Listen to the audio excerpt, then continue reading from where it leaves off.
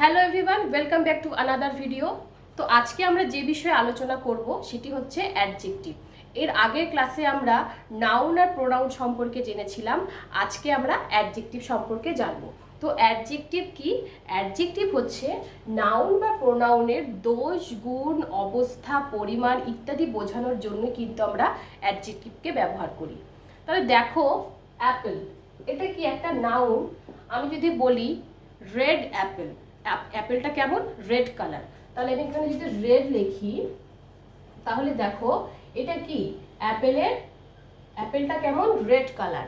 তাহলে সেক্ষেত্রে এই রেড হচ্ছে, এই লালটা হচ্ছে কিন্তু একটা অ্যাডজেক্টিভ।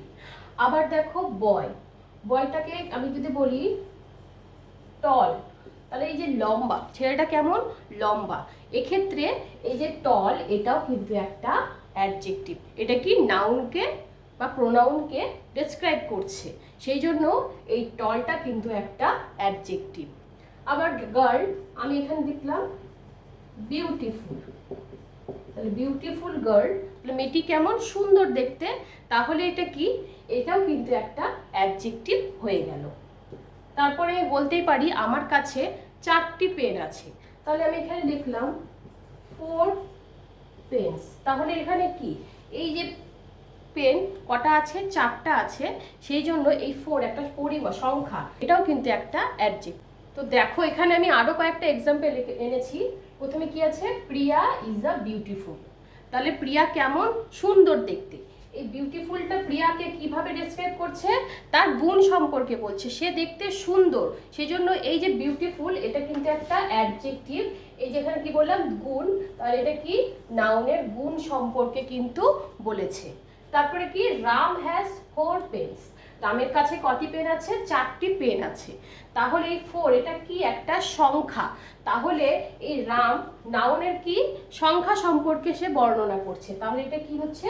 নাউনের সংখ্যা সম্পর্কে কিন্তু বর্ণনা করছে। তারপরে কি? টিয়া ইজ ইল। তাহলে সে কি রকম আছে? টিয়া অসুস্থ। তাহলে এখানে টিয়ার কি? অবস্থাকে বোঝাচ্ছে। তাহলে এইটা ইল, ওটা একটা অবস্থা। তাহলে এই ইলটা কি হচ্ছে? এটা টিয়া একটা কি? নাউন।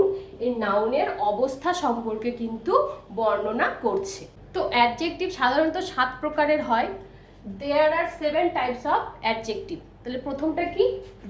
ডেসক্রিপটিভ। প্রথম অ্যাডজেক্টিভটা হচ্ছে ডেসক্রিপটিভ অ্যাডজেক্টিভ। তারপরে হচ্ছে নিউমেরিক অ্যাডজেক্টিভ।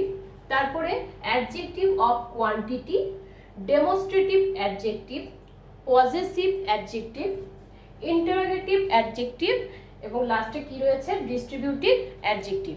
এরপর আমরা প্রত্যেকটি ভাগ সম্পর্কে জানব। তো ডেসক্রিপটিভ অ্যাডজেক্টিভ হচ্ছে, অর্থাৎ অ্যাডজেক্টিভ অফ কোয়ালিটি।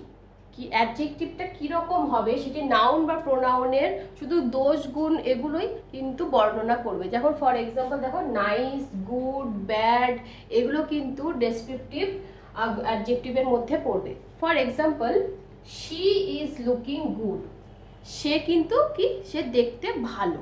তাহলে এই যে গুড, সেটা কি? একটা প্রোনাউন, আর গুডটা হচ্ছে একটা অ্যাডজেক্টিভ। তাহলে প্রোনাউন সম্পর্কে সে কিন্তু বলছে যে সে দেখতে ভালো। তারপরে কি? Rahul is a bad boy. তা রাহুল কি? একটা নাউন। তা রাহুল কিরকম একটা ছেলে? খারাপ ছেলে। তাহলে এই যে ব্যাড, এটা কিন্তু একটা অ্যাডজেক্টিভ। তারপরে কি? প্রিয়া ইজ আ নাইস গার্ল, প্রিয়া কিন্তু একটা খুব সুন্দর মেয়ে। তাহলে প্রিয়াটাও কিন্তু একটা নাউন, আর এই নাইস গার্ল, এটা কিন্তু, তাহলে নাইসটা কি? এটা একটা অ্যাডজেক্টিভ। তাহলে কি? প্রিয়ার সম্পর্কে কি বলছে? যে প্রিয়া খুব সুন্দর দেখতে। তাহলে এই যে এগুলো হচ্ছে কি? ডেসক্রিপটিভ অ্যাডজেক্টিভের মধ্যে পড়ছে। তাহলে সেকেন্ড নাম্বার কি? Numeric adjective. অর্থাৎ এখানে কি? নাউন বা প্রোনাউনের সংখ্যা সম্পর্কে বলা হয়েছে, সংখ্যা সম্পর্কে বর্ণনা করবে, সেটি হচ্ছে নিউমেরিক অ্যাডজেক্টিভ। তাহলে এর মধ্যে কি কি পড়বে? যে কোনো সংখ্যা 1, 2, 3, আবার যেমন কোনো পজিশন, যেমন ফার্স্ট, সেকেন্ড, থার্ড, এগুলো হচ্ছে numeric adjective. For example, he is the first boy in the class. তাহলে সে কি? প্রথম, ক্লাসের মধ্যে কি? প্রথম। এখানে কি? একটা সংখ্যা বোঝাচ্ছে, সেই জন্য এটা কি হয়ে গেল? এই ফার্স্ট, এটা একটা কি? Numeric adjective. তারপরে নাম্বার 3 কি? Adjective of quantity.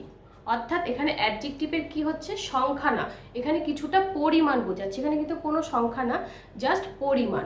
যেমন দেখো সাম, এনাফ, মানি, এগুলো কি সংখ্যাভাবে কি গোনা যায়? এগুলোকে কিন্তু পরিমাণ করা যায়।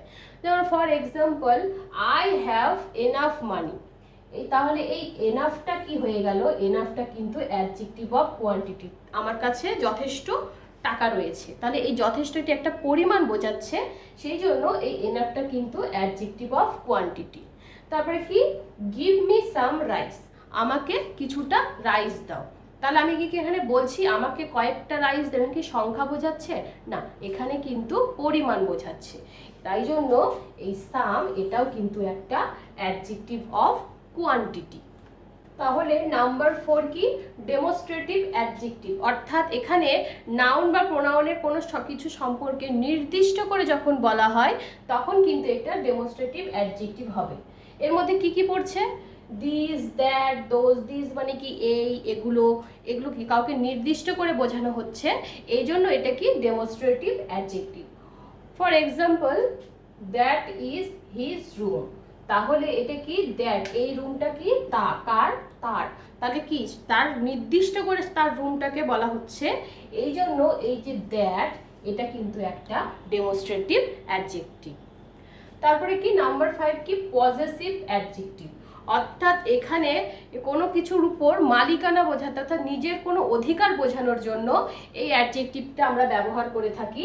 যেমন দেখো মাই, হার, দেয়ার, অর্থাৎ আমার, তার, তাদের, এটা কি তাদের একটা নিজস্ব মালিকানা বোঝাচ্ছে, এই জন্য এটা হলো পজেসিভ অ্যাডজেক্টিভ।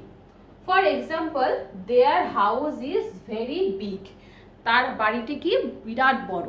তাহলে কি এখানে তার কি নিজস্ব নিজের করে বলা হয়েছে, তাহলে বাড়িটা কেমন, তার নিজের, সেই জন্য এইখানে কি হয়ে গেল, এটা হচ্ছে পজেসিভ অ্যাডজেক্টিভ। তারপরে কি, দিস ইজ আওয়ার স্কুল পন্ড, এটা কি আমাদের স্কুলের একটা পুকুর।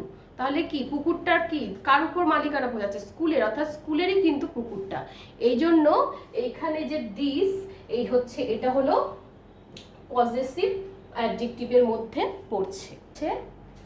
ইন্টারোগেটিভ অ্যাডজেক্টিভ অর্থাৎ প্রশ্নবোধক অ্যাডজেক্টিভ, এখানে যে কোনো রকমের WH ওয়ার্ড অর্থাৎ যেগুলো দ্বারা আমরা কোনো কিছু প্রশ্ন করি সেটি হচ্ছে এই ইন্টারোগেটিভ অ্যাডজেক্টিভের মধ্যে পড়বে। যেমন হোয়াট, হোয়েন, হোয়ার, এগুলো সব কিন্তু ইন্টারোগেটিভ অ্যাডজেক্টিভের মধ্যেই পড়বে। For example what kind of tree is this, এই গাছটা কি ধরনের। তাহলে এখানে কি প্রশ্ন করা হচ্ছে গাছটা কি ধরনের, এই যে হোয়াট এটা কিন্তু একটা ইন্টারোগেটিভ অ্যাডজেক্টিভ। তারপরে কি, which book do you want, কোন বইটি তুমি চাও। তাহলে এখানে কি আবার প্রশ্ন করছে, সেই জন্য এই হুইচ এটা কিন্তু একটা ইন্টারোগেটিভ অ্যাডজেক্টিভ, মানে কোন বইটি চাইছে, সেই জন্য এই হুইচটা হয়ে গেল ইন্টারোগেটিভ অ্যাডজেক্টিভ। লাস্ট কি রয়েছে, ডিস্ট্রিবিউটিভ অ্যাডজেক্টিভ।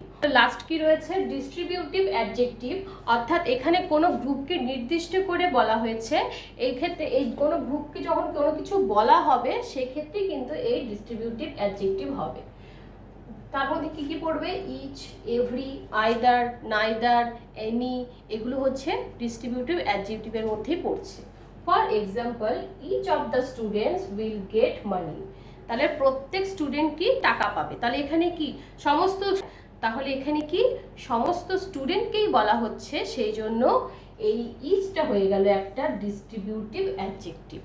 তারপরে কি, any of you can eat the mango, তোমাদের মধ্যে কেউ এই আমটি খেতে পারে। তাহলে ওখানে যারা যারা উপস্থিত ছিল তাদের মধ্যে কিন্তু সকলকেই বলেছে যে তোমাদের মধ্যে নির্দিষ্ট করে একজন কেউ এই আমটা খেতে পারো।